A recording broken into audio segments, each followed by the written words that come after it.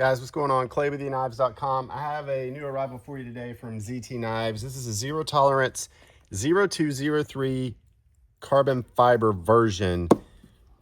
All carbon fiber scales, titanium liners, 4.25 inch M390 working finish blade, which is really a dark stonewash.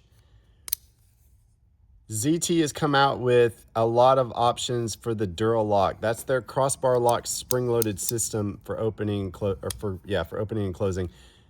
You'll see it a lot on some of the Kershaw models like the Bel Air. Kershaw and ZT are under the same company. If you didn't know that, they're under the same umbrella. Kershaw is the more budget-friendly brand. ZT is a little higher end, and it's all USA made. A lot of Kershaw is made overseas. So this is all USA built. Reversible pocket clip. Just a really cool folder from ZT, who hasn't put out a lot of new stuff in the last couple of years. So this one's got a great look and feel to it. It's beefy, like a lot of ZT knives historically are.